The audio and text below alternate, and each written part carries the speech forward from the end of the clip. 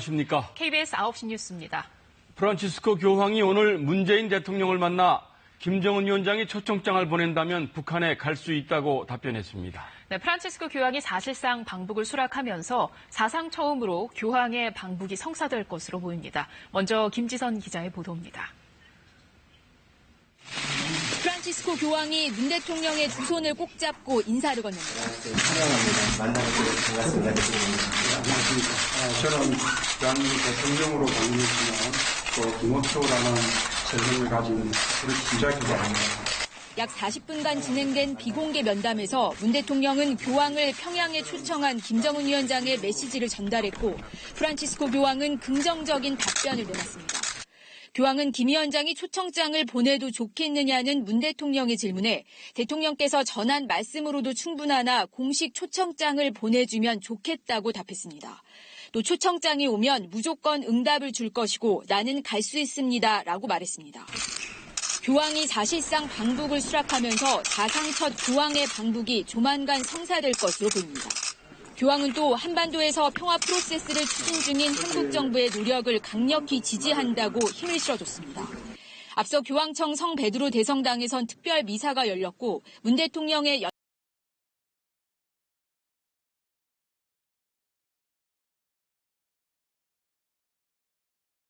협정 체결은 마지막 냉전 체제를 해체하는 일이 될 것이라며 국제사회의 관심과 지지를 당부했습니다. 가톨릭 신자들의 영적 수도인 교황청에서 빠른 종전선언의 필요성을 다시 강조한 겁니다. 한반도에서는 역사적이며 감격스러운 변화들이 일어나고 있습니다. 우리는 기필코 평화를 이루고 분단을 극복해 낼 것입니다. 교황의 역사적인 첫 방북이 예고됨에 따라 12억 가톨릭 신도의 관심이 이제 한반도로 향하게 되면서 남은 비핵화 협상에도 힘이 실릴 거란 관측이 나옵니다. 로마에서 KBS 뉴스 김지선입니다. 많은 게 나와 있습니다. 교황 방북의 교포도 나와 있고 원래 정상 간의 순방은 공식 문서로 초청이 돼야만이 갑니다. 그냥 구조해서 안 돼요. 그래서 교황님이 공식 쪽으로 초청해달라. 그러면 가겠다. 그리고 나는 갈 수 있다. 나는 갈 수 있다. 그게 이태리 말로 소버 디스포니빌리아 나는 갈 수 있다. 그럴 때 초청장은 언제든지 갈 수 있다. 그게 실무적으로 다 돼 있다고 봐야 됩니다. 지금도 한 달이면 갈 수 있어요. 그 정도로 교황청에서는 상당히 간절하게 기대하고 시작하겠습니다. 오늘 강의는 교황님의 방북 프로젝트의 배경, 왜 그게 배경이 나오고 그 의미, 그 진행 과정을 제가 말씀드리고 질의응답을 받은 다음에 만약 시간 나면은 제가 여러분들 관심 많이 가지고 있을 수 있는 차영업 신부의 10억 시선 문제. 아깝게도 안 됐죠. 청아. 근데 그 10억 시선 어떻게 진행되는가 말씀드리겠습니다. 이 모습 알죠? 이게 베트남 성베드로 광장입니다. 그걸 위에서 찍은 겁니다. 드론이 없을 때 아마 헬리콥터를 찍은 것 같아요. 제가 교황청 기관지인 로세로 바토 로만의 그 사진실에서 얻어온 겁니다. 첫째, 왜 교황 방북이 중요합니까? 왜 교황 방북이 중요합니까? 이게 상당히 중요합니다. 이 사진이 1994년 지미 카터 대통령이 김일성을 만났을 사진이에요. 상당히 역사적인 사진입니다. 서해 강문에서 그 전날 두 분이서 극적인 미팅을 한 다음에 서해 강문에서 이제 찍은 거예요. 찍은 건데 간단히 얘기하면은 이게 1994년인데 그때 무슨 일이 있었냐면은 클린턴 대통령 때인데 북한이 핵무장을 할 준비를 하고 있었어요. 그래서 클린턴이 그걸 깨버리겠다. 군사적 조치를 하겠다고 다 준비가 됐고 우리나라만 잘 모르고 있습니다. 다 준비가 돼서 클린턴이 부탁만 누르면 날아가는 상황이 된 거예요. 그거 어떻게 아냐? 미군이 전쟁을 할 때는 징후가 몇 개 나타나는데 기밀이니까 알 수는 없죠. 나타나는데 미국 군속들이나 민간인들을 소개시킨 겁니다. 가족들. 그때 이미 소개력이 떨어진 거예요. 한국 서울에 있는 미군 가족들, 그리고 미국 대사관 공무원들이 빨리 안전지대로 나가라. 본국으로 오든지 제주도로 가든지.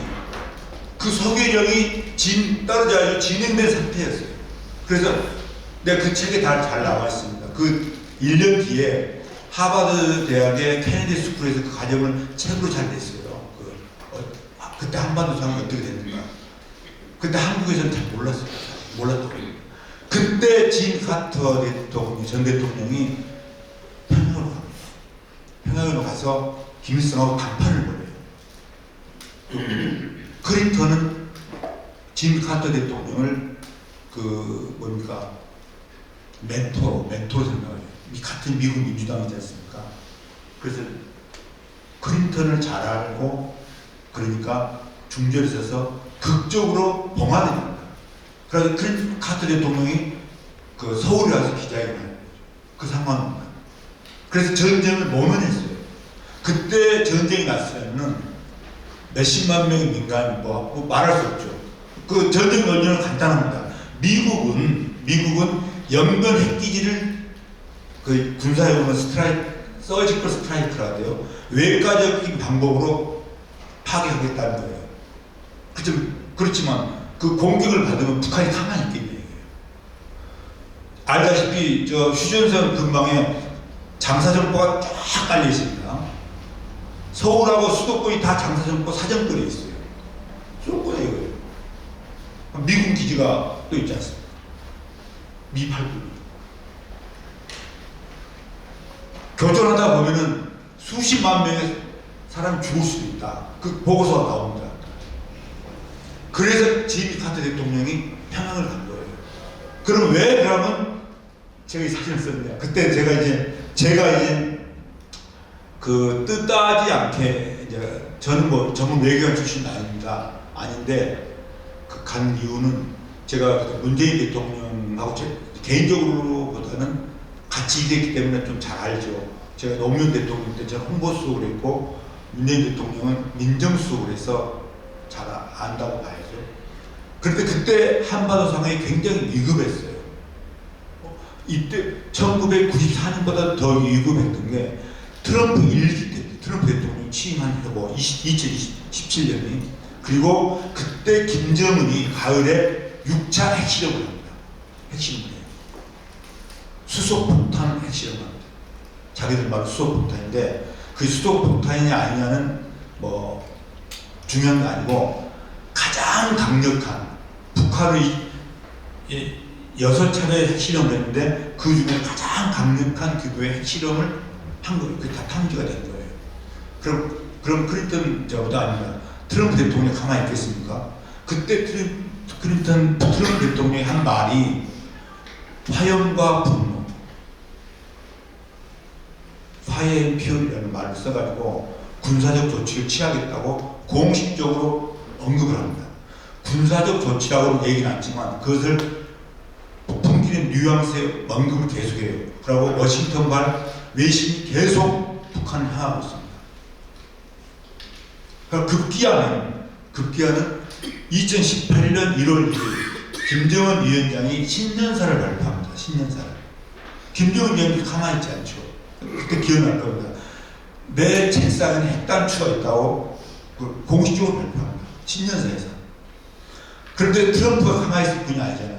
바로 그 다음날 1월 2일날 나한테는 너보다 더 큰 핵단추가 있다. 바로 받아쳐요. 바로 받아칩니다. 그런데 우리나라는 어떤 상황이냐? 2018년 2월이 평창 동계올림픽 이날 준비를 하고 있었어요. 이러면 이제 만약에 이게 잘못되면은 한 번 더 불바다가 되는 상황입니다. 군사 이론에 MAD라는 게 있지 않습니까? 상호 확증 파괴. 내가 쏘면은 상대방은 반드시 쏘게 됩니다. 그래서 상호 확증 파괴의 이론에 입각하니까 전쟁이 안 난다는 논리가 있어요. 그러니까 옛날 소련하고 미국하고 핵무장을 빵빵하게 하고 있으니까 전쟁이 안 나는 거예요. 그 논리입니다. 그런데 한반도에서 그런 상호 확증 파괴 이론이 나올 정도로 정말 긴급하게 돌아간 상황이죠. 제가 그때 대사를 임명받아서 갈 때입니다. 그래서 이 대사를 임명받고 내정된 상태에서 여러 사람들을 만났어요. 주교님도 만나고 추교님도 만나고 개신교 목사도 만나고 정치인 많은 사람들 만나서 조언을 구했는데 10중 8구 그 사람들 하는 얘기가 당신이 가면은 빨리 하루도 빨리 프란치스코 교황의 방북을 추진해라. 이게 한반도의 평화가 절실하기 때문에 1994년에 지미 카터 같은 역할을 해줄 사람은 프란치스코 교황밖에 없다. 이건 가톨릭이라는 종교를 떠나서 프란치스코 교황의 영향력이나 한반도에 대한 평화 의지나 모든 것을 봤을 때 그거밖에 없다. 그리고 프란치스코 교황은 취임한 해가 2013년입니다. 그리고 한국 방문한 게 2014년 1년 만에 왔지 않습니까? 그리고 2014년 12월에 미국 오바마 대통령하고 쿠바 리잘 카스트로 평화의장하고 12월에 공동 발표를 합니다. 중요한 공동 성명을 동시 발표해요. 수교 정상화. 미국과 쿠바 여러분들 알다시피 수교 관계 있다가 쿠바 혁명이 일어난 뒤로 단교가 돼가지고 철저히 원수를 삼지 않습니까? 같은 이웃이면서 그 국교 정상화를 프란치스코 교황이 중지한 겁니다. 그래서 그 오바마하고 리잘 카스트로하고 공동 성명을 발표할 때 그 부분이 있어요. 이번 외교적 딜은 프란치스코 교황의 기여가 컸다. 감사한다. 공식적으로 발표합니다. 근데 교황처럼 그런 일이 있어도 얘기가 안 해요. 사실 안 합니다. 근데 거기서 발표하니까 사람들이 이제 알고 어떻게 된 거냐고 물어봐서 신문에 나오고 했죠. 그 비화가. 그래서 교황이 평화의 사도로서 중재 외교를 성공한 사례가 있기 때문에 이번에도 지미 카터처럼 미국과 북한의 중재를 서달라. 저한테 그 프로젝트를 추진하라고 요구가 된 겁니다. 근데 제가 알다시피 일개 대사가 어떻게 교황님의 그걸 움직일 수 있습니까? 말도 안 되는 거죠. 그렇지만 이제 대답을 열심히 하겠습니다 하고 비행기를 타고 로마를 간 겁니다. 예. 그래서 교황 방북이 중요한 겁니다. 왜 중요하냐? 일단 교황이 평양 순환공항에 도착하면 교황 혼자 가지 않습니다. 전용 기인은 바티칸 출입기자가 140명입니다. 내 있을 때 다 탈 겁니다. 다 타요. 참모들이 타고 가면은 CNN, BBC, 한국 KBS, MBC 다 생중계될 겁니다. 우리나라 김대중 대통령이 갈 때부터 생중계됐잖아요. 전 세계 언론이 생중계됩니다. 아마 3박 4일 정도 갈 텐데요. 가게 되면은 3박 4일 동안 교황이 계시는 동안 일거수일투족의 전 세계 언론에 다 보도될 겁니다. 이것은 뭡니까? 개방입니다. 개방이에요. 북한은 개방의 물꼬를 트는 겁니다. 여러분들 알다시피 요한 바오로 2세 교황이 모국인 폴란드를 방문했습니다. 1979년에. 이걸 계기로 폴란드가 민주화됐어요. 그러니까 동북아파가 도미노 현상이 일어나서 다 무너집니다. 공동체대가. 그리고 1991년에 김일성 주석이 요한 바오 2세 교황 방북을 추진합니다. 이건 어디서 나오냐면요. 태영호 국회의원이죠. 태영. 한나라당 국회의원입니다. 이분이 북한 외교관 출신이잖아요. 여기 3층 서기실에 암호에 써놨어요. 이 스토리. 왜 김일성이 그 요한 바오 2세 교황의 방북을 추진하라고 지시했네요.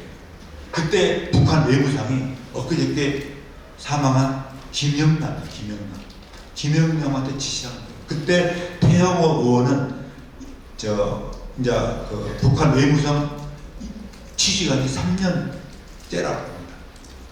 그때 왜 그랬냐? 북한은 종교가 없습니다. 한국의 노태우 대통령의 업적 중에 가장 큰 것은 북방검증입니다. 엄청난 일을 하신 거예요. 북방검증이 성공하면서 한국이 북한을 떠받치고 있는 소련하고 수교하고 중국하고 수교했어요. 북한이 갈 데가 없는 거예요. 동굴앞으로 무너지고. 그리고 외교적으로 완전히 고립됐어요. 고립된 상태에서 그나마 손을 잡고 지원을 요청할 수 있는 분이 교황인 거예요. 그래서 교황 초청을 추진한 겁니다. 그런데 최영호 의원의 그 책에 따르면은 2개월 만에 그 태스크포스를 없앴대요. 왜? 두려워서. 가톨릭이 두려워서. 교황이 오게 되면 그냥 오는 게 아니고 자유의 물결을 같이 갖고 옵니다. 체제가 무너질 수 있어요. 그래서 2개월 만에 그 태스크포스를 해체했다고 나옵니다. 태영호. 그러면 김정은은 왜 이걸 추진했냐? 다 압니다. 저는.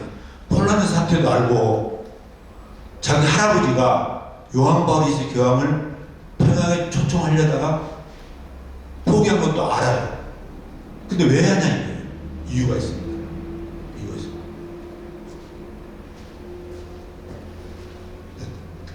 그 얘기를 제가 말씀드리겠습니다. 교황 방북은 그런 의미가 있다.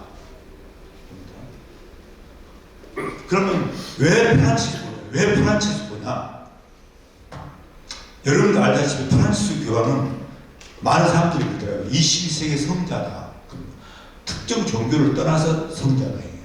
제가 개인적으로 봐도 옆에서 보면요. 2000년 예수님이 다시 이 지구상에 다시 오시면은 아마 프란치스코 교황처럼 사시지 않았을까 생각이 들 정도로 훌륭하신 분이에요. 객관적으로 글로벌 리더의 압도적 1위입니다. 그 갤럽이라는 여론조사 기관 아시죠? 최고 여론조사 기관입니다. 여론조사라는 처음으로 시작한 회사죠. 미국에. 그 한국 갤럽도 관련되고 거기에 갤럽 인터내셔널이라는 회사가 있습니다. 그러면 전 세계적 글로벌 이슈에 대해서 그 조사를 했는데 거기서 글로벌 리더에 대한 호감도를 조사합니다. 호감도. 글로벌 리더를 하면은 각국의 대통령이나 기업인이나 NGO나 뭐 종교 지도자나 해가지고 전 세계 49개국 작은 나라를 빼놓고 미국, 중국, 일본, 유럽, 한국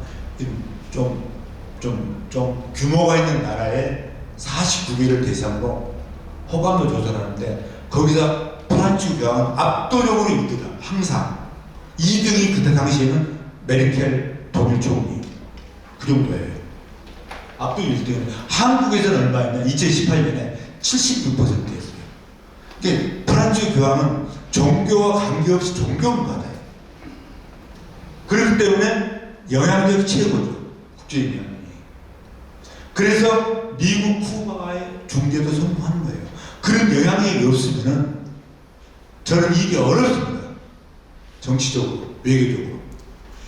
그래서 프란치스코라는 겁니다.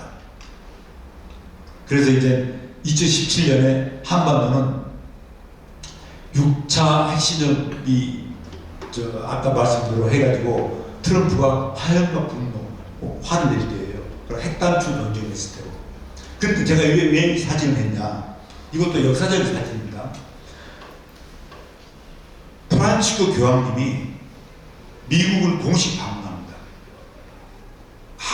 미국과 쿠바의 국교를 정상화해준 다음에 중재에 성공한 다음에 쿠바를 먼저 방문하고 나서 워싱턴을 가요. 워싱턴 근교에 앤드루스 공군기지가 있습니다.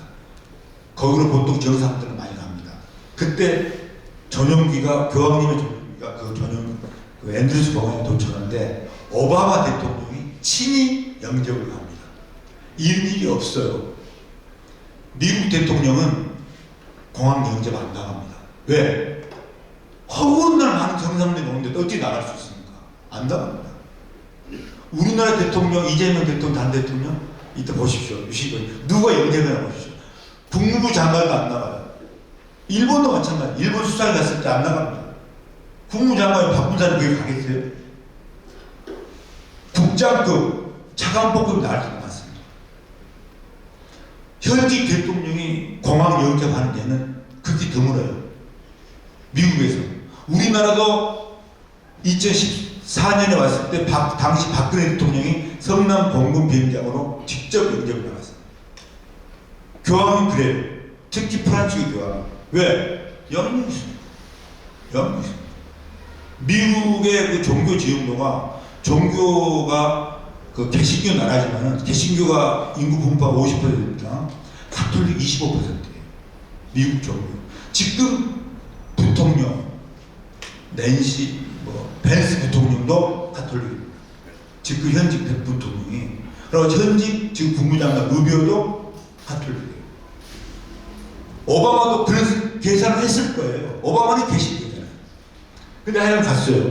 왜? 그 정도 영향력이 있기 때문에. 혼자 간 게 아닙니다.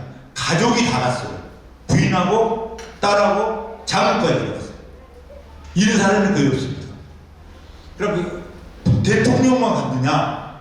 부통령도 갔어요. 그때 당시 부통령이 바이든입니다. 바이든은 가톨릭이에요. 바이든은 부인하고 같이 갔습니다. 그러니까 우리나라도 그렇지만 일국의 넘버원과 넘버투가 야외 행사에 같이 안 갑니다. 보안상 이유 때문에. 우리나라도 총리하고 대통령하고 야외 행사 같이 안 갑니다. 실내에서는 뭐 할 수 있죠. 이런 야외 행사에 미국의 넘버원과 넘버투가 동시에 영접을 나간 거예요.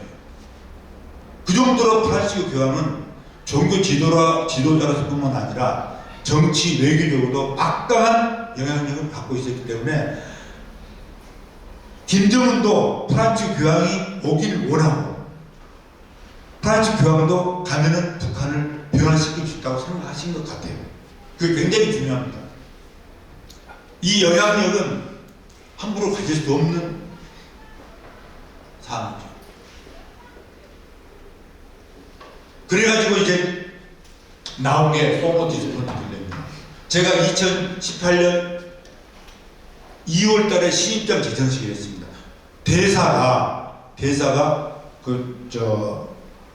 주재국에 부임했을 경우에는 자기 나라에서 자기 나라 원수의 신입장을 갖고 가서 주재국 원수한테 신입장을 드리는 그 신입장 제정식을 해야 대사가 공식적으로 활동을 할 수 있습니다. 예를 들어서 우리나라 대사가 미국과도 마찬가지고 일본과도 마찬가지고 신입장 제정식을 제가 2018 2월에 했습니다. 2월 했는데 내가 가기 전에 많은 분들이 교황님의 방북을 추진해라고 하셨기 때문에 저는 준비를 하고 갔는데 그러잖아요. 교황님 본인이 그런 의사가 있어야 가능한 거잖아요. 의사가 없는데 제가 가능하겠어요? 그래서 저로서는 교황님의 그 방북 의지를 직접 확인하는 절차가 필요했어요. 이분이 어느 정도로 그 방북 의지가 있는지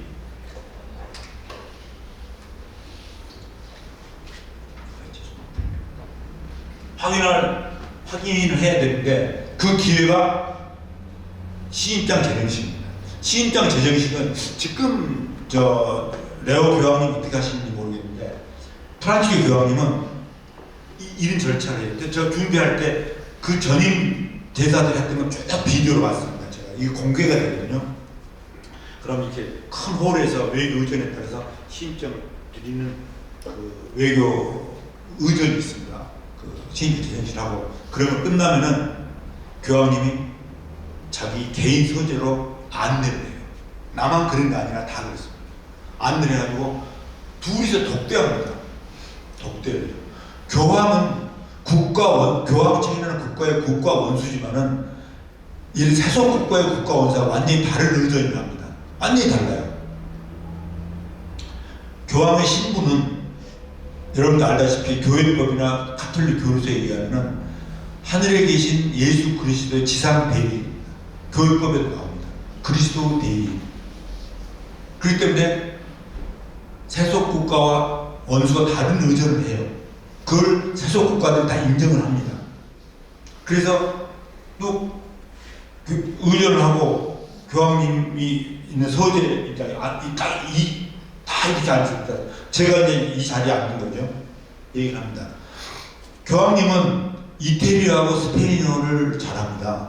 영어는 좀 부담된다고 그래서 통역을 썼어요. 그때 통역을 쓰라고 합니다. 그래서 통역을 썼어요. 한국 김남규 신부가 통역을 썼어요. 여기 지금 문화홍보국장 했는데 교황님 독대는 제가 참 좋지 않게 평신도가 어떻게 교황님하고 독대한다는 가슴이 많이 떨리고 그랬어요. 그런데 고해성사 개념을 합니다. 고해성사. 이 독대는 아무한테 얘기 안 해줘요. 교황님은 고해성사할 때 사제들이 밖에도 발설할 수 없지 않습니까? 독대 내용을 얘기를 안 합니다. 독대하는 사람이 교황청의 양해를 받아서 얘기할 뿐이에요. 저도 독대를 했습니다. 독대했는데 그 전에 대사들은 보통 20분간 했더라고요. 평균. 20분간 하면 어떻게 되냐. 통역이 있으면 10분 딱 잘라지잖아요. 그러니까 내가 할 수 있는 시간은 딱 5분밖에 안 돼. 5분밖에. 그러니까 5분 동안 많은 얘기를 해야 되는데 준비를 많이 해왔어요. 근데 이분이 딱 안 됐는데 저는 38분을 했어요. 제가 안 물어본 얘기까지 막 하시는 거예요. 했는데 제가 이제 물어봤죠. 교황님, 한반도 이제 어렵습니다. 이 설명하면서 교황님 직접 북한에 가셔서 북한 땅을 축복해 주십시오. 그래야 한반도 평화가 올 수 있겠습니다. 그럼 북한 동포들 어렵게 삽니다. 축복해 주십시오. 내가 기회가 되면 꼭 가야지. 왜 안 가겠냐. 너무 단호하게 말씀하시길래 저는 제가 기자 출신입니다. 인터뷰하는 기법이 있어요. 저는 그 얘기를 딱 그때 듣고 나서 기대는 했습니다만은 이게 종교 지도자의 덕담일 수 있잖아요. 한국에서 왔기 때문에 한국이 좋은 사람 얘기해 주죠. 일본 대사가 일본 좋은 얘기해 주고 덕담일 수 있어요. 이게 단순한 덕담이냐 정책적 의지가 실린 메시지냐를 저는 구분해야 됩니다. 저는 청와대에도 근무해봤기 때문에 그걸 중요하죠. 그게. 그래서 얘기 쭉쭉 하다가 또 다른 이슈를 제기하면서 또 물어봤어요. 그래서 세 번을 물어봤어요. 세 번 물어볼 때 똑같은 대답하시고 난 간다. 북한을 갈 거다. 내가 왜 안 가겠냐. 그러고 나서 관저에 와가지고 이제 청와대하고 외교부에 써서 보고를 했죠. 그래서 제가 교황님의 방북 의지를 최초로 직접 확인한 정부 당국자가 처음. 그래서 이제 관저를 갔더니는 그때 당시에는 로마에 연합뉴스 특파원이 있었어요. 현윤경 특파 여자 기자인데 와 있더라고요. 무슨 얘기냐고 취재하거든요. 그래서 내가 교황 방북은 내가 얘기를 안 했어요. 다른 것만 얘기했어요.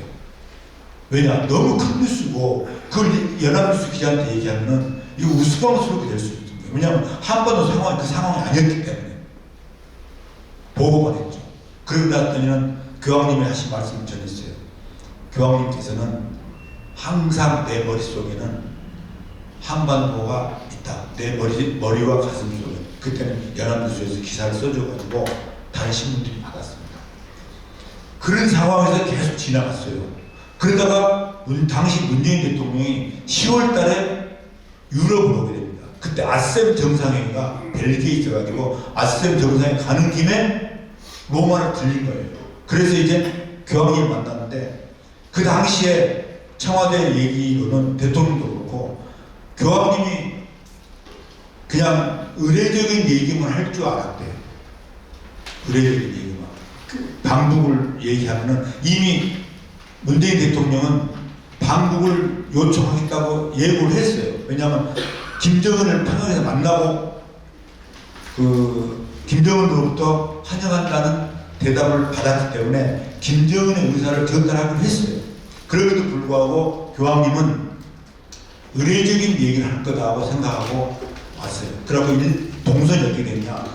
2월 18일 날 오전에 교황님 만나고 바로 벨기에로 가서 벨기에 국왕 만나고 행사를 하게 됐는데, 뜻하지 않게 이 두 분이 만나고 있는 동안에 그 로비에서 그 수행원들이 다 기다리고 있었어요.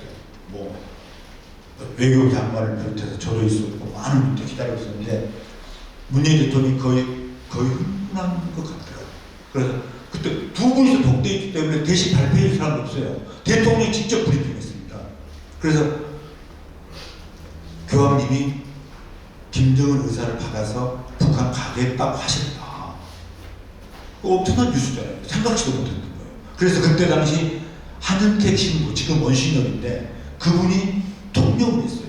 그럼 교황님의 정확한 워딩이 필요했어요. 왜냐면 이걸 만약에 바깥 세상에 알릴 경우에 너무나도 큰 뉴스이기 때문에 교황님의 뜻이 좀이라도 그 와전되면 안 되잖아요. 그래서 교황님의 정확한 워딩이 뭐냐고 알 필요가 있어서 그 한현택 신부를 통역에서 한현택 신부를 불러서 그때 당시 교황님이 무슨 말을 어떻게 했냐 했더니 소노 디스포네라고 말씀했습니다. 그 뜻은 뭔 뜻이냐? 나는 갈 준비가 되겠다. 나는 갈 것이다. 그 뜻입니다. 영어로는 I am available 이런 뜻이에요. 그걸 이제 수행기자단하고 바티칸 출입기자단한테 릴리스하니까 세계적인 뉴스가 된 겁니다. 프란치스코 교황 방북 사실상 수락임이시고, 그게 소노 디스포니블이에요. 소노 디스포니블. 이게 그래서 중요한 어휘입니다. 그래서 제가 그 이태리 오래 산 교민들한테 제가 물어봤더니는 그 이태리 사람들 쓰는 관용구 중에 하나인데, 예를 들어서 민원인이 구청이나 동사무소나 시청에 가서 민원해요. 다리를 놔달라, 뭘 해달라 할 경우에 공무원이 해주겠다는 얘기 절대 안 한대요. 소노 디스포니빌리하면 99.9% 해주겠다는 거죠. 그래서 저건 강한 긍정입니다. 소노 디스포니빌리. 그래서 이 면담을 시작으로 교황 방북 프로젝트가 공식화된 겁니다. 그때부터 2018년 10월부터 아주 급박하게 진행돼요. 그래서 책 제목을 소노 디스포니빌레라고 했습니다. 급물살을 타게 되는데요. 급물살을 타게 되는데 제가 기자를 20년 했습니다. 20년. 청와대라는 최고 권력기관에서 했기 때문에, 살았기 때문에 저는 본 눈이 다를 수밖에 없어요. 교황청도 최고 권력기관입니다. 세속을 보면 비슷한 점이 많아요. 다른 점은 물론 있지만. 그런데 문제는 사제들이 얼마나 입이 무겁습니까? 그러잖아요. 카톨릭 사제들 말 안 하잖아요. 말 안 해요. 업무에 관해서. 그래도 저도 가만히 있을 수가 없죠. 지무들을 저는 보고 유추하는 겁니다. 그리고 교황청에 있는 담당 사제들을 다 일일이 제가 알았어요. 이 중요한 프로젝트를 특정 먼시너리 책임지고 하고 있다는 소식을 들었고, 얘기를 들었고, 그 먼시너를 제가 여러 번 만났어요. 교황님이 다른 사람 거치지 않고 바로 부른다고 하더라고요. 그 어떻게 돼가냐. 그 먼시너라고 친하게 지냈습니다. 그 먼시너께서 그 어머님이 우리 같은 팔순이죠. 생일을 잔치한다는데 거기도 왔어요. 선물 들고. 그렇게 친해졌죠. 그러니까 교황청 사제들하고 많이 친해졌어요, 저는. 예를 들어서 교황청 사제들이 은경축 중요하거든요, 은경축. 은경축 할 때 저는 갔어요, 여기. 그러니까 자기 고향의 성당에서 아주 좀 근사하게 행사를 하더라고요. 그런데 교황청 대사가 갔다니까 엄청나게 환대를 하시고, 이런 일이 없었다는 거예요. 자기 동네에 교황청 대사가 온 적이 없었대요. 그러니까 한국이 또 위상이 높지 않습니까? 그래서 저는 이제 제 와이프하고 직원하고 셋이서 갔는데 정말 환대를 받았고, 그 은경축 주인공의 당사자는 그들로부터 저하고 친구가 됐어요. 많은 얘기를 들었어요. 그래서 제 책에 나온 겁니다. 그런데 이제 그런 과정에서 많은 지문을 봤는데, 이게 결정적인 징후가 두 개가 있습니다. 결정적인 게. 근데 결정적이지 않은 징후도 많아요. 예를 들면은 교황님도 결정적인 저한테 힌트를 줬어요. 교황님이 내년 1월 1일에 보십시오. 1월 초에 보면은 교황님이 외교도 안 하고 한 10년 할애가 있습니다. 매년이에요. 그때 세상을 향해서 교황님이 메시지를 냅니다. 주요 세계적 현안에 대해서. 그럼 교황청에 파견되어 있는 대사들이 부동반으로 다 보입니다. 시스트라 경당, 천지창조가 있는 시스트라 경당 옆에 왕자의 방에는 큰 홀이 있어요. 거기다 놓고 교황님이 신년 할애를 합니다. 1월 첫째 주나 둘째 주에. 그때 교황님이 먼저 연설을 합니다. 훈화를 하시고 교황님이 서서 일일이 압수하고 또 사진도 찍고 그래요. 상당히 중요한 행사인데 그때 교황님이 무슨 말씀하시냐면은 교황님이 이태리어로 연설하십니다. 들은 때는 그러면은 그 연설이 딱 끝나면은 바로 영어 번역문이 나와요. 그 연설할 때 저는 뭔 말인지 모르지. 이태리 말을 모르니까. 근데 영어 문구에 뭐가 있냐? 한반도에서 긍정적인 신호들이 오고 있다. Positive signs are arriving from the Korean Peninsula. 한국이 아니에요. 코리안 페니슐라 하면은 남과 북을 동칭하는 거잖아요. 사인이 오고 있다는 거예요. 긍정적인 사인이 끝도 나오더라고요. 아, 이거 긍정이다. 다른 사람들은 이걸 눈여겨보지 않았을 겁니다. 저는 눈여겨볼 수밖에 없어요. 쭉 보고 있습니다.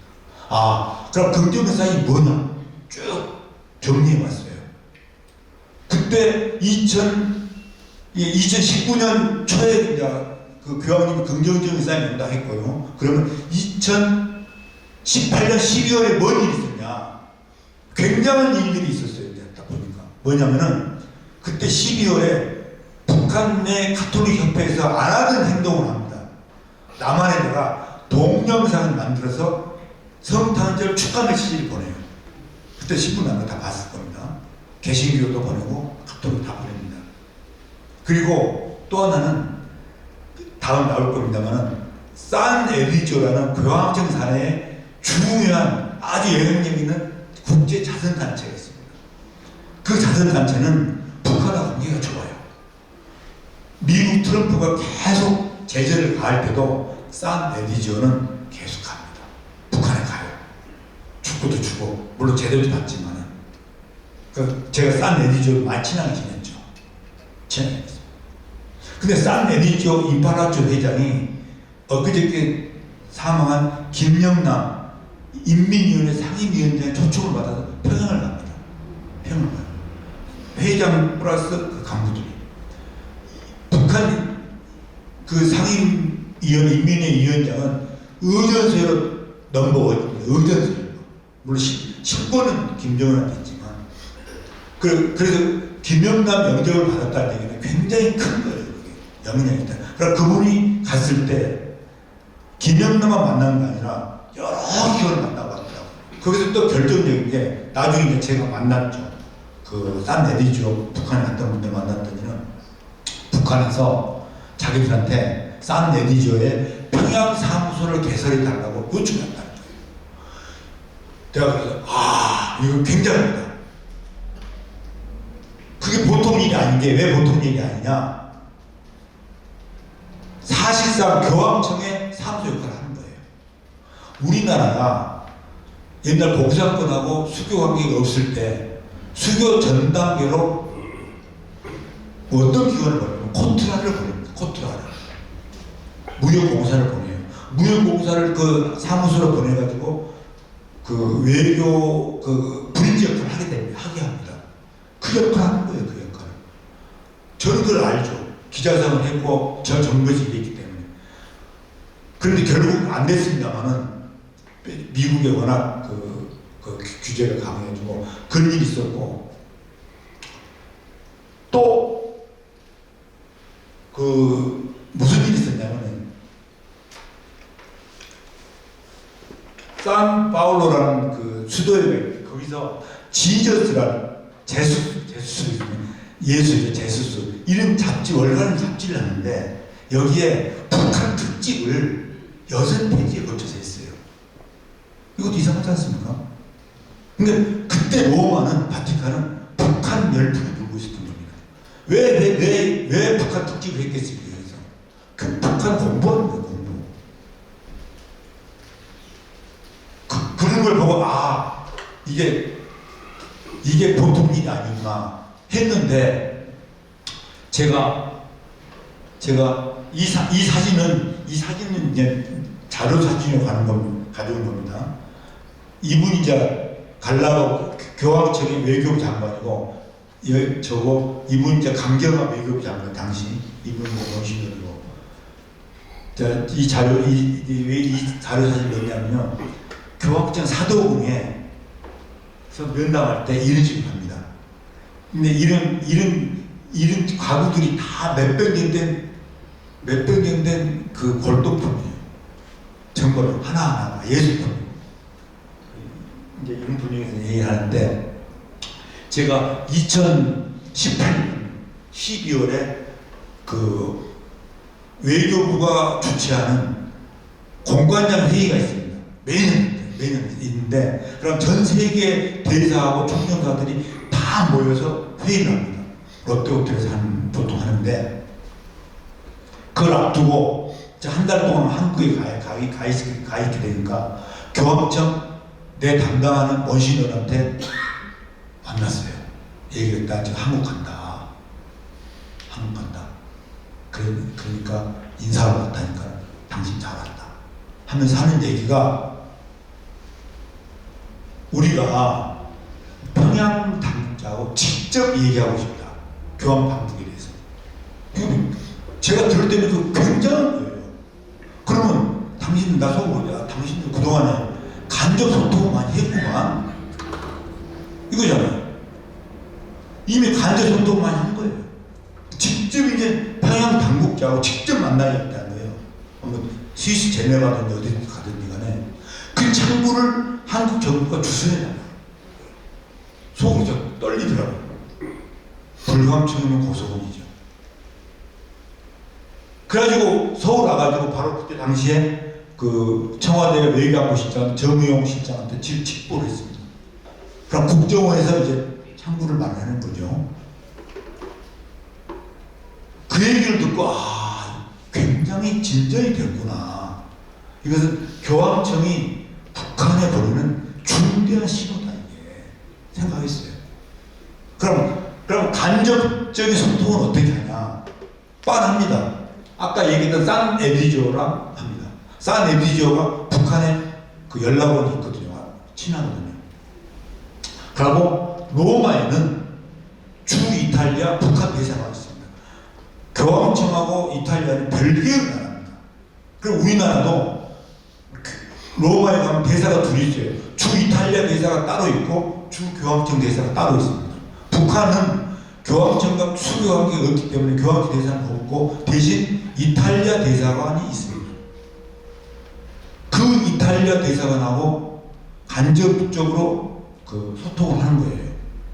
저는 그렇게 유추하죠. 그래서 당신들이 이탈리아 북한 대사관하고 산테를 통해서 간접적으로 소통을 했구나. 그래서 지금 할 만큼 했으니까 직접 얘기하고 싶다. 이런 뜻이구나. 정말 놀랐습니다. 그때가 2018년 12월이에요. 중대한 신호가 왔구나. 이렇게 여겼습니다. 그 다음에 이것은 교황청이 평양에 보내는 신호예요. 그 다음에 이게 중요합니다. 이 평양이 또 교황청 신호를 보내요. 2019년 2월 초인데 2월 초 첫 토요일이에요. 산 에비죠. 북한하고 이렇게 관계가 좋은 교황청 직속의 국제 자선단체 제일 큽니다. 평신도 중심의 자선단체예요.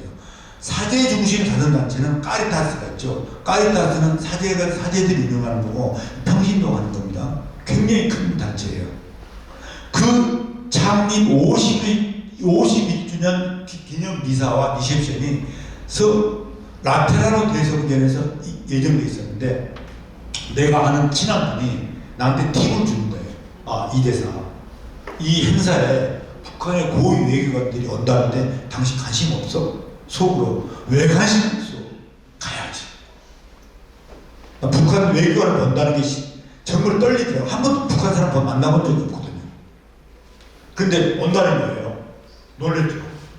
그래서 이제 준비를 하고 갔습니다.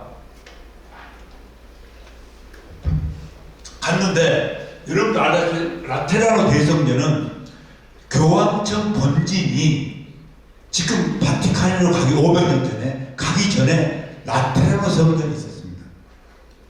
그래서 유명한 그 라테라노 대성전은 콘스탄티누스 대제가 313년에 종교 자유를 허용했을 때 허용하고 나서 처음으로 지은 성전이에요. 역사성이 있고 상징성이 있습니다. 그리고 로마에 가면 여러분 많이 가보셨죠? 4대 성전이 있습니다. 바티칸의 베드로 대성전, 바오로 대성전, 그리고 라테라노 대성전, 그리고 설치전, 저 산타 마리아 마조레, 지금 프란치 교황이 안장되어 있는 4개인데,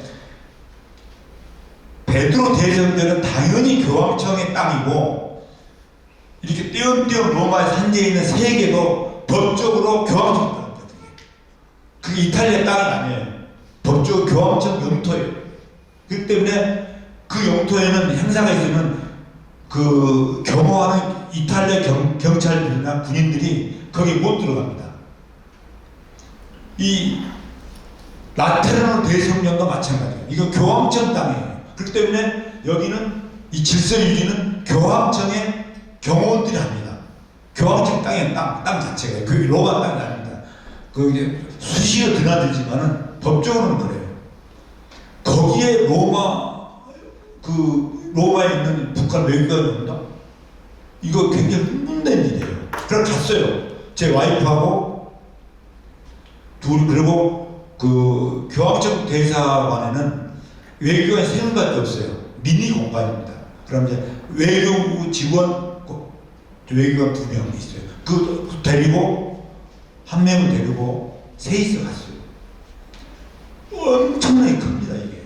왜냐하면 교황청 본진이 있는 성당이기 때문에 성당도 클 뿐만 아니라 그 리셉션 홀이 굉장히 커요. 왜냐하면 거기가 교황청이 있었던 자리예요. 지금 청와대 같은 거죠, 그러니까. 그럼 미사하는 데 딱 가봤더니는 아무리 둘러봐도 동양 사람이 없어요. 아, 이 친구 안 왔구나. 온다 했는데. 그래서 좀 실망했어요. 그래가지고, 야, 실망하면 어떡하지? 했는데. 그랬는데, 외교 경험이 많은 외교부 출신의 그 직원이, 대사님, 리셉션장에 가봅시다. 2층 리셉션장인데, 거기 있을지 모릅니다. 딱 갔더니, 큰 물에 김일성 배지를 단 2 남정이 딱 서 있는데, 얼마나 떨리는지요. 제가 떨리더라고요. 가서 만난 게 이 사람들이에요. 이 사람. 이게 이분이 이빨 회장입니다. 회장. 싹 다 내리죠. 이분이 그러니까 로마 북한 대사 대리. 이분이 서기관. 이쪽 나와요. 2분이 서 있더라고요. 그런데 제가 여기다가 화기애애한 감사를 했는데, 외교관들의 말에 의하면 북한 외교관이 이렇게 만나잖아요. 절대 화기애애하지 않대요. 사진도 안 찍는데요. 그냥 할 얘기만 하고 그냥 가버리는 거예요. 이 사람들이 특히 남한 사람들 만나면. 근데 이날따라 굉장히 화기애애했어요. 왜 화기애애했냐? 남북 정상회담 해갖고 김정은과 문재인 대통령 관계가 좋아진 데다가 그때 6월 달에 1차 북미 정상회담이 싱가포르 정상회담이 예정돼 있었어요. 근데 미국과 그러니까 그때 북한은 굉장히 들떠있는 상황. 다 들떠 있었죠. 그때 이 친구들이 이렇게 이제 화기애애하고 웃고 그런 거예요. 10분 동안이나 사진이. 그래서 이 관계를 얘기했더니는 내가 그 외교 경험이 많은 분한테 얘기했더니는 이게 큰 사건이다. 북한 외교관은 자기가 외교관 생활을 오래 했지만 이런 사례는 없다. 북한 애들 그냥 가버린다. 할 일만 하고. 그러나 남한 외교관들하고 말도 하지 않고 사진도 안 찍는다. 그랬더니는 이것은 평양 당국의 하명, 지령이 없으면 불가능합니다. 그리고 종교가 금지된 나라의 외교관이 종교 행사에 공개적으로 참석한다는 게 이건 만약 지명이 없이 갔다가 이건 숙청당한다. 이건 평양 당국이 교황청이 보내는 중요한 신호다. 뭔가 잘 되고 있다는 신호. 그런 거예요. 더 재밌는 건 뭐냐면요. 이분이 대리대사인데 온지 로마에 온지 3개월도 안 됐어요. 전임자가 조성길인데 여러분 기억날 겁니다. 조성길 전임자가 자기 딸을 놔두고 부부가 망명했어요. 그게 불과 3개월 전에 있었어요. 3개월 전. 2018년 11월에 있었어요. 11월에. 난리가 났죠. 우리나라도 난리가 났어요. 로마에 주재하는 북한 대사대리 부부가 자기 여고생 딸을 집에 놔두고 잠적해버려요. 망명해버린 거예요. 지금 서울에 있으니까 한국에 있다고 그러더라고요. 저번에 국회에서 나왔었죠. 그래서 그 부인이 자기 딸 보고 싶다고 그러는데 여담으로 말하면 왜 딸을 갖고 갔을까? 많은 사람들이 관심을 그랬잖아요. 그때 딸과 그 두 망명한 부부의 국가관이 달랐대요. 그 딸은 충성심이 굉장히 됩니다. 김정은의 충성심. 근데 이 두 부부는 안 그랬대요. 그러면 이분들이 해외생활을 많이 하고 가다가 북한에 가잖아요.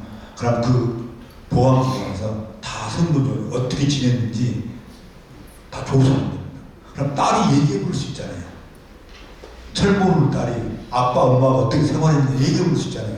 숙청당할 수 있는 거예요. 그럼 딸을 놔두고 가버린 거예요. 그래서 딸을 놔두고 가가지고 북한의 보위부 우리 같은 국정원 직원들이 와서 장악했을 거 아닙니까? 그럼 딸을 데려가려니까 이태리 정보기관에서 안 된다. 이거 안 된다. 딸의 자유의사를 확인해야 된다. 북한에 자유의사를 확인해가지고 데리고 온 거야. 그 유명한 사건이 불과 3개월 후에 이분이 온 거예요. 이분이. 그런데 이런 위험한 장소에 온 겁니다. 위험한 장소에. 그건 뭐겠어요? 북한의 진영 없이는 불가능한 거예요. 이것은 교황청에 보내는 중요한 신호라는 거죠. 이 정도로 상황이 벌어지니까 저는 여러 사람 얘기하니까 교황 당국이 이제 구분등선 넘었구나. 그 판단해서 제가 보고 썼습니다.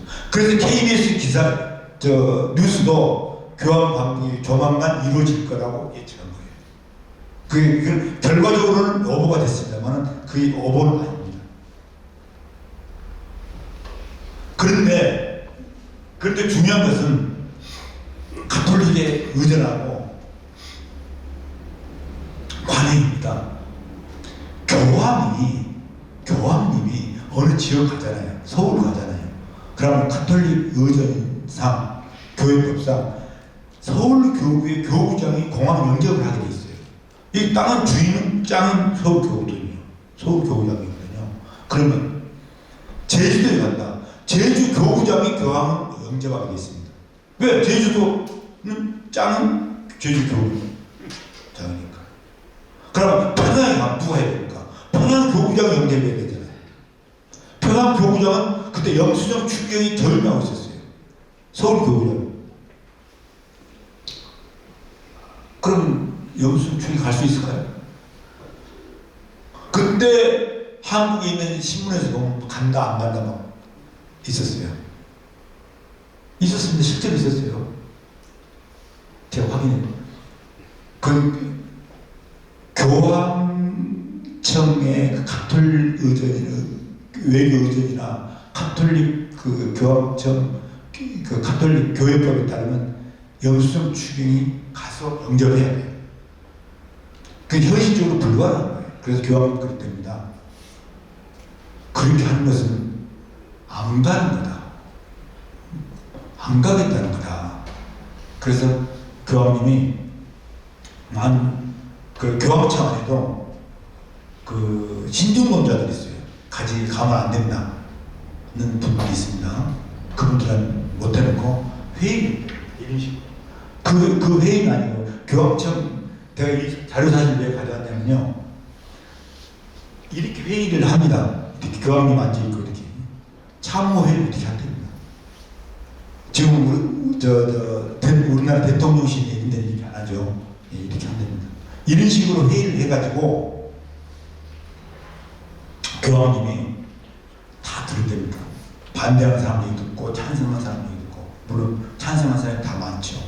그래서 이제 최종적으로 다 잘 들었다 하면서 나는 교황이기 이전에 선교사다. 사제가 없기 때문에 갈 수 없다가 아니라 사제가 없기 때문에 가야 한다. 나는 북한에 갈 것이다. 준비 잘해라. 근데 왜 사제 얘기가 나오냐면요. 교황청의 관행이나 법에 따르면 교황님은 사제가 있는 곳에 갑니다. 지금까지 그랬어요. 지금까지. 사제가 없으면 안 가요. 그렇기 때문에 그리고 교황님 가서는 안 된다는 또 신중론자들의 논리 중에 하나는 가면은 이용당합니다. 정치적으로. 그 체제 업무에 홍보에 교황님 방북이 이용당한 것입니다. 그리고 북한에는 가톨릭 문화가 없습니다. 아니 말살해가지고 그런 이유로 시기상조입니다 하고 반대를 펼친 사람들이 있었어요. 그럼 그 사람들 다 얘기 듣고 나서 이렇게 결정한 겁니다. 길게 보면은 중장기적으로 보면은 가야 된다. 그 단기적인 소교이다. 그래서 이제 결정을 내렸는데 의전과 관련해서는 기존의 관행과 의전을 다 떼어넣어라. 영수증 축이 할 필요 없다. 할 필요 없다. 영수증 축이 서울교구장이 평양교구장 설이라는 이유로 간다고 고집하면 못 가는 거다.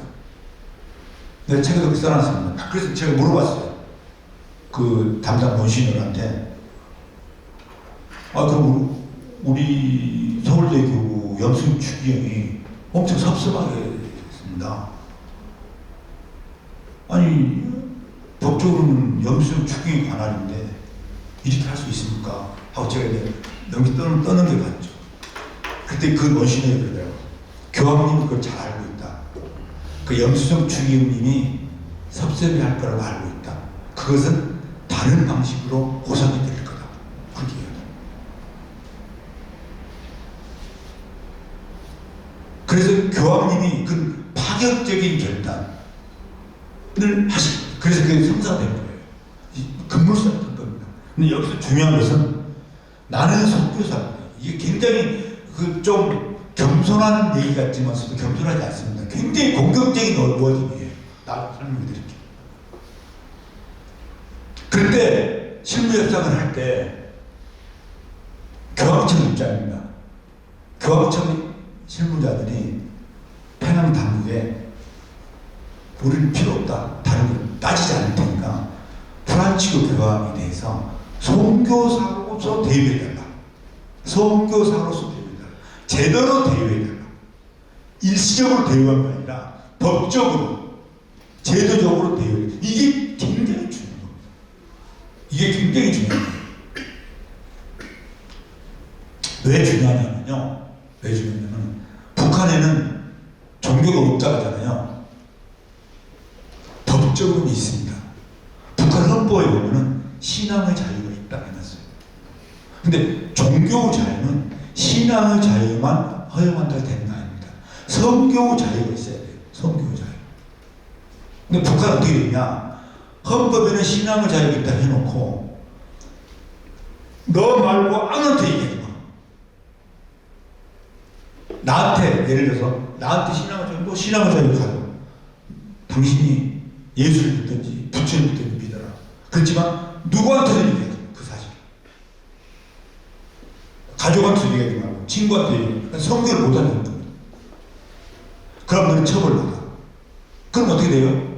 나 죽으면 끝나는 거예요. 그러니까 지금 카톨릭 신자가 몇 명인지도 몰라요. 그 분단될 때는 공식적인 통계로 57,000명입니다. 북한 통계로. 그 당시 5만 7천 명인데 그 당시 불과한 지가 몇 년입니까 지금? 80년 됐나요? 다 죽고 오는 거예요. 그런 식으로. 그러니까 신앙의 자유는 있다 했는데 그건 허구이고 성교 자유를 철저하게 엄격하게 금지하기 때문에 교훈은 그만인 게 없어진 거죠. 뿌리가 없어요. 뿌리가. 그래서 교황님이 성교 자유를 달라는 거예요. 그러니까 김정은 좋다. 평화당 주겠다. 했어요. 그 이유를 제가 설명해 드릴게요. 근데 500 요구사항이 뭐냐? 이게 중요합니다. 이건 이제 공식 발표된 내용은 아니고요. 제가 취재해서 그것도 외교부하고 청와대에다 보고한 겁니다. 이게 되게 중요해요. 왜냐하면 여기 내 책 199페이지인데요. 첫째 조건이 가톨릭 공동체에 대해서 법적으로 인정해라. 법적으로. 임의적으로 하지 말고 법적으로 인정해라. 북한 당국이 법적으로 인정해라.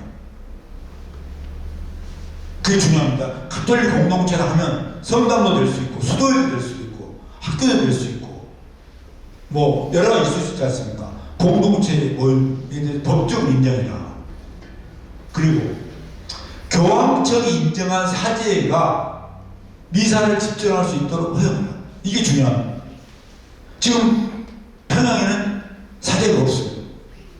없습니다. 그리고 교황청이 인정한 사제는 더더욱 없습니다. 왜 교황청이 인정한 사제가 중요하냐면 중국 있지 않습니까? 중국은 애국교회하고 지하교회가 있었잖아요. 애국교회는 공산당 정부가 인정한 신부예요. 교황청이 인정한 신부가 아니었습니다. 지금 협상하고 있는데요. 지하교회는 교황청이 인정한 사제지만 그 영국 선봉에 있죠. 그거 신부라고 하잖아요. 그건 교황청이 인정한 신부가 아닙니다. 영국 정부가 인정한 사제예요. 영국 국교, 영국 선봉에는 영국 국교입니다. 제도적으로는 영국 국왕이 총수예요. 총수. 영국 국교예요. 영국 정부가 인정한 사제가 성국의 사제입니다. 법적으로. 그럼 이제 북한이 그렇게 할 수 있잖아요. 그럼 그거 안 된다. 교황청이 인정한 사제의 교사 집전을 허용합니다. 그리고 가톨릭 신자의 자유로운 참여를 허용합니다. 미사 참여. 또 하나는 네 번째는 교황님이 북한을 가게 되면은 지금 형무소에 있는 종교사고 종교를 믿는다는 이유로 지금 수감생활하는 사람이 있다면 5번이라. 그래서 가톨릭뿐만 아니라 불교든 개신교든 뭐든 5번이라. 종교를 믿는다는 이유로 수감생활을 하고 있는 사람이 있는 상황에서 어떻게 교황이 북한을 가겠냐. 5번이라. 그 얘기는 교황이 간 뒤로도 다시 종교를 믿는다는 이유로 깜빡 넣지 말라는 거예요. 그리고 5번째는 모든 종교 교환의 인도주의적 지원 활동을 허용해요. 지금 허용 안 되거든요. 예를 들어서 어린이들한테 밥을 준다 할지 의료봉사를 할지 안 되거든요. 하라는 거예요. 이게 말은 안 했지 성교 자유를 허용하는 거예요. 이게 북한이 싫어하는 말은 안 쓰죠. 성교 자유라는 말을 북한이 거북하게 하는 말 쓸 수 없죠. 그런 겁니다. 이 5가지 요구사항이 실천되면은 사실상 북한은 지금 베트남 수준의 종교 개방이 가능하게 되는 거예요. 그러니까 여기에다가 여기는 안 됐지만은 그 평양에서 그걸 했답니다. 분단 전에 종교시설, 북평양의 주교자 성당, 그리고 덕원의 수도원, 자치구들 그런 걸 복원하겠다. 북한이 그걸 이유가 없죠. 그리고 평양 교구를 복원하게 되면은 사제와 교구장 주교 한 명이 상주할 경우에 평신부가 2-3 대통령이 사제 같이 있게 되지 않습니까? 그것도 상주 또 허용하고. 그래서 무슨 얘기가 돌아가냐면은 교황님은 그랬답니다. 한국 사제는 안 된다. 오해받는다. 그러니까 한국말을 할 수 있는 외국인, 비한국인. 뽑아보니까 많아요. 이태리어나 영어만 할 수 있으면 되니까. 한국 출신은 그때 보니까 나도 가겠다고 신문에만 나오더라고요. 그러죠. 한국 출신 사제가 가면은 스파이로 오해받지 않겠어요? 그래 안 됩니다. 그래서 한국말을 할 수 있는 미국 사제나 이탈리아 사제나 유럽 사제가 가도록 하는데 많아요. 그게 한국말 할 수 있는 사제가. 그 정도로 준비가 돼 있었어요. 이게 굉장히 중요한 겁니다. 그 다음에 이제 이거예요. 그러면 김정은은 왜 이걸 받아들이고 프란츠 교황은 왜 받아들이는 거예요? 먼저 봅시다. 김정은과 김일성의 차이가 있어요. 김정은은 김일성은 받아들이려다가 무산시켰다고 했잖아요. 했는데 김정은의 할아버지 김일성이나 아버지 김정은은 유럽 문명을 접해본 적이 없습니다. 근데 김정은하고 김여정은 스위스에서 중학교를 갔잖아요. 그 사춘기 때 아주 인성이 막 발달한 그 시점에서 스위스에서 중학교 유학을 하면서 이태리 다 돌아다녔답니다. 제 고모하고 밥 해주는 고모하고. 그렇기 때문에 유럽 문명을 문화를 아는 데다가 가톨릭도 잘 아는 거예요. 스위스는 알다시피 개신교 반, 가톨릭 반입니다. 종교 지역이. 그리고 왜 자신감을 갖냐? 이게 중요합니다. 김일성 때는 겁을 넣었는데 김정은 때는 자신감 갖냐면 핵도 무장했겠다. 그리고 경제도 나아졌대요. 장마당이라는 그 자본주의식 방식이 일부 도입해가지고 경제가 많이 활성화됐답니다. 굶어 죽을 정도는 아니라고 그래요. 결정적으로 베트남에 소금사가 있어요. 베트남이 우리나라처럼 종교를 완전히 개방한 건 아니고 제한적으로 개방했지만은 개방하면서 그 정상 국가처럼 활동해서 그 경제도 개발시키고 국제적으로 인정받고 있지 않습니까? 베트남의 모범사를 보고 벤치마킹 한다는 거예요. 그렇기 때문에 김정은이 자신감을 가진 겁니다. 근데 왜 종교가 중요하냐? 이제 북한은 비정상적인 국가입니다. 자기들도 안 돼요. 비정상적인 나라예요. 뭐 인권 다를 떠나서 종교가 없는 나라가 나라가 아니거든요. 나라가 종교로 얘기할 수가 없죠. 그 가톨릭 사제, 로마 갈라를 하고 다니는 가톨릭 사제가 한 명도 없는 나라가 세계에서 유일하게 북한입니다. 다 있어요. 전 세계에서 공산주의를 표방하는 나라가 5개인데요. 러시아는 공산주의 아닙니다. 사회주의를 표방하는 나라 5개인데 중국, 베트남, 라오스, 쿠바, 북한입니다. 근데 나머지 4나라는 다 가톨릭 다 있어요. 많습니다. 추경도 있고 주교도 있고. 중국은요, 중국 식구들이 로마 200명 넘어요. 유학 중 식구들이. 북한에는 북한만 없어요. 그러니까 비정상적인 나라죠. 하물며 종교가. 그래서 김정은은 정상적인 나라로 지금 발돋움 하려고 하는데 종교가 필요한 거예요. 형식적으로. 그래야 우리나라에 종교 자유 못하게 어디 가서 인정받고 그러잖아요. 그래서 김정은 입장에서 보면 교황님이 북한을 방문했을 때 플러스적인 효과는 우선 체제 선전에 활용할 수 있어요.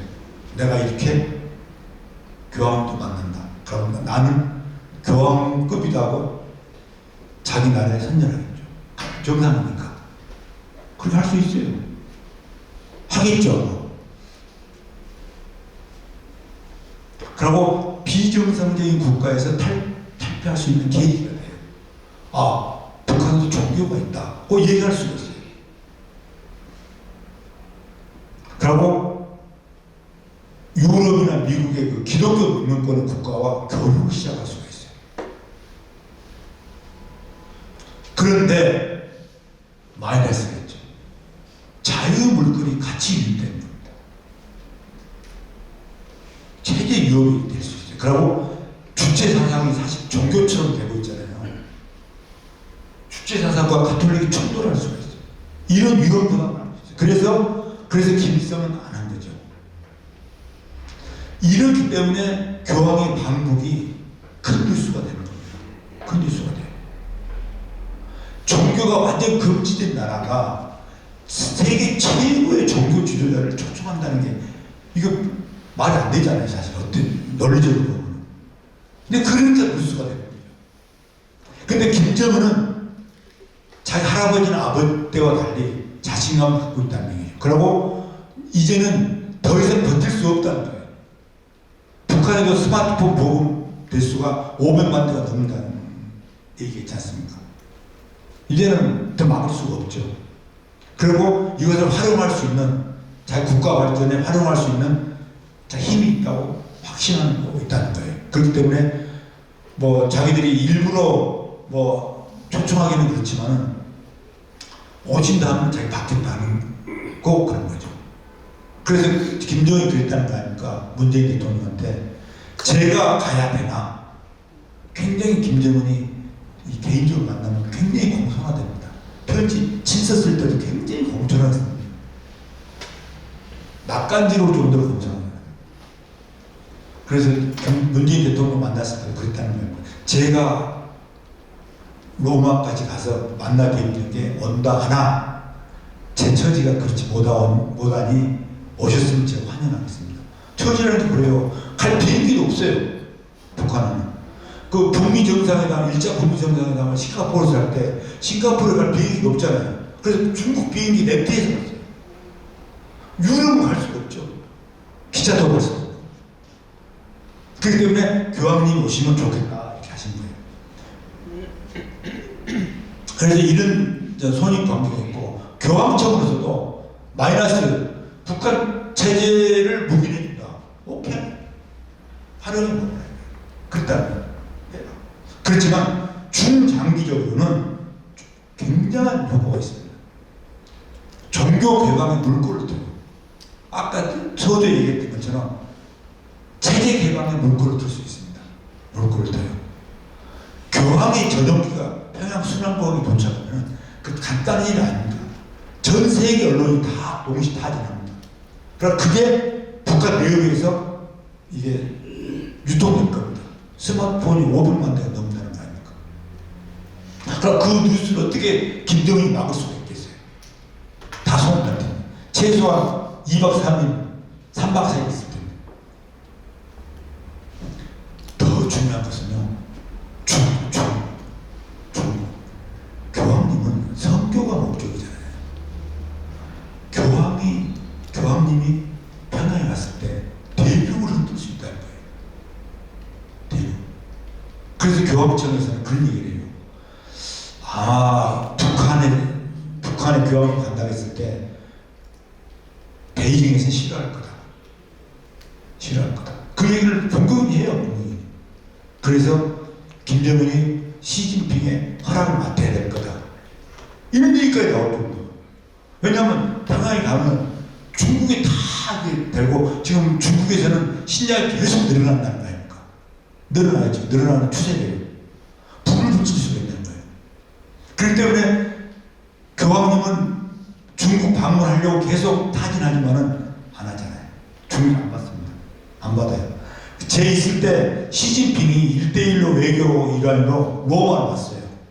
그래서 교황청에서는 로마 온 김에 교황 만나고 계속 사인을 줬는데 시진핑이 결국 교황 안 만나고 바로 떠났어요. 교황을 만나면 그 뉴스가 중국에 퍼질 거 아닙니까? 그러면 중국에 있는 신자들 신이 나죠.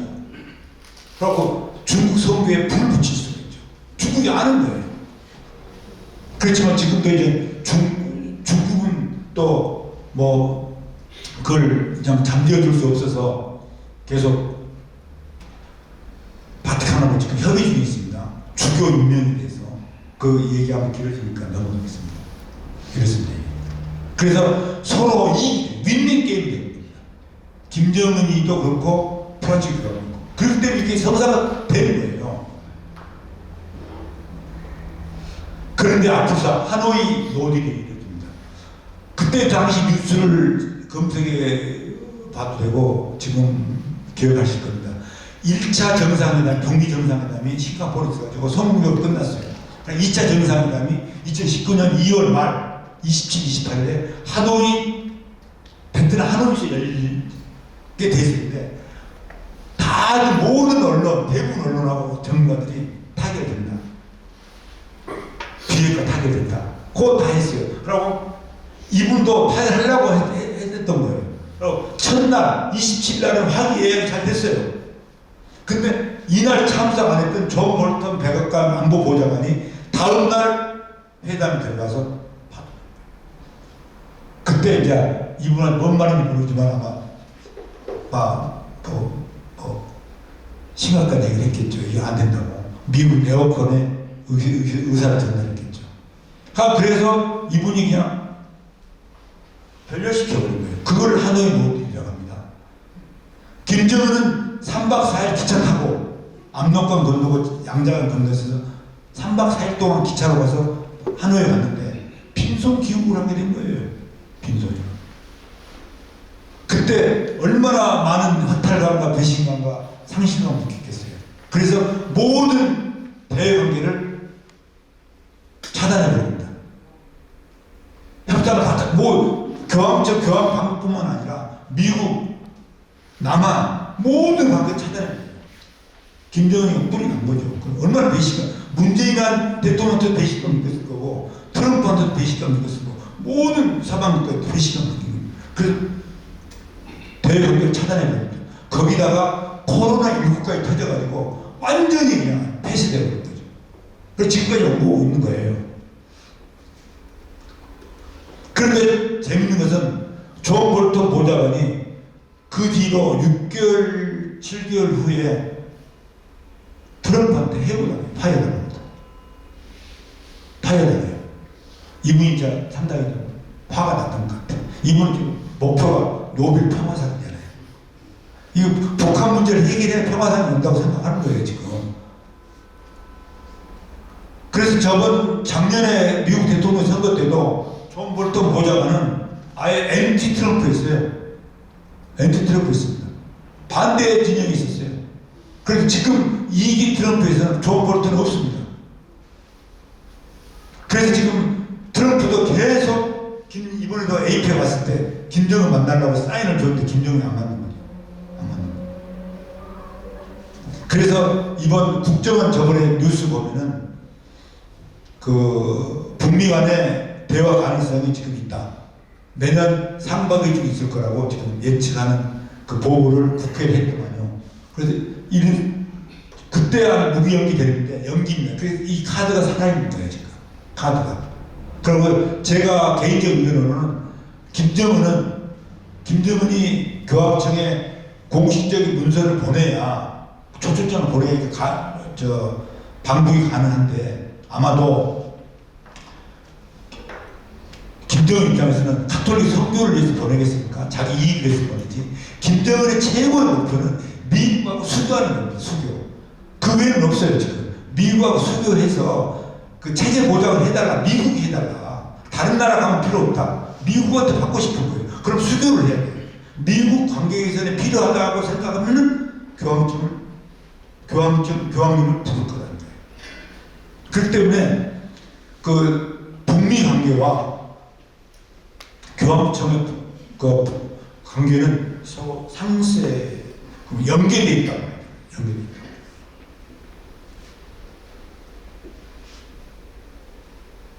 지금 이제 매우 14대 교황이 됐습니다. 그러니까 트럼프 2기의 트럼프인데 다른 외교직이에요.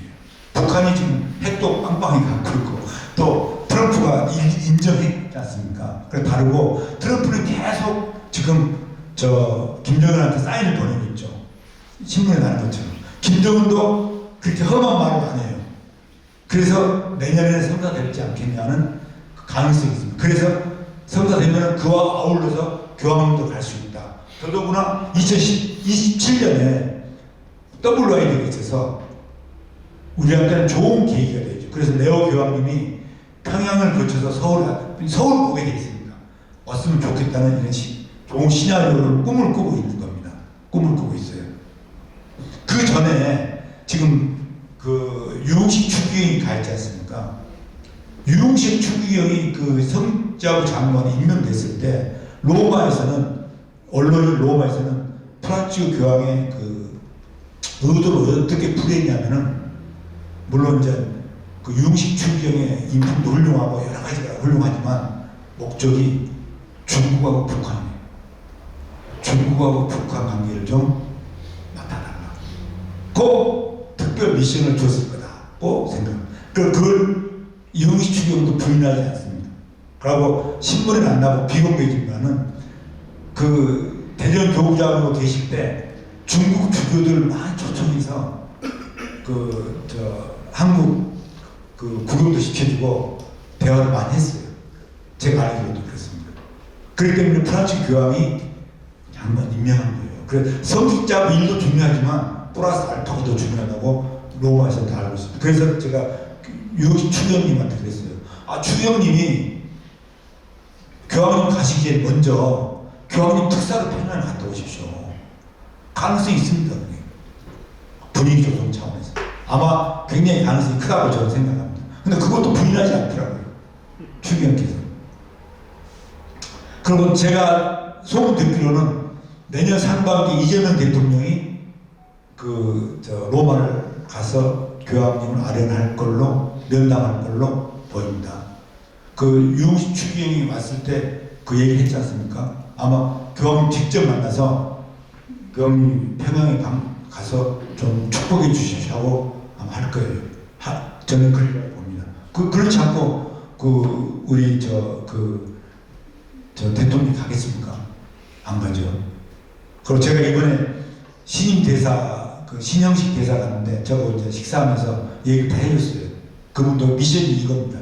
레오 교황님의 반부 프로젝트일 겁니다. 그러면 북한의 종교 현실이 어떤가? 종교 현실이 어떤가? 이게 중요하죠. 아까 5만 7천 명. 선교 자유는, 신앙의 자유는 헌법에 있는데 선교 자유는 금지되어 있다.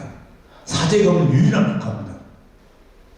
이게 재밌는 것은 이 네 번째, 다섯 번째입니다. 예수의 신부 중에 김연수 신부가 있습니다. 예수의 신부 중에. 이분이 북한 전문가예요.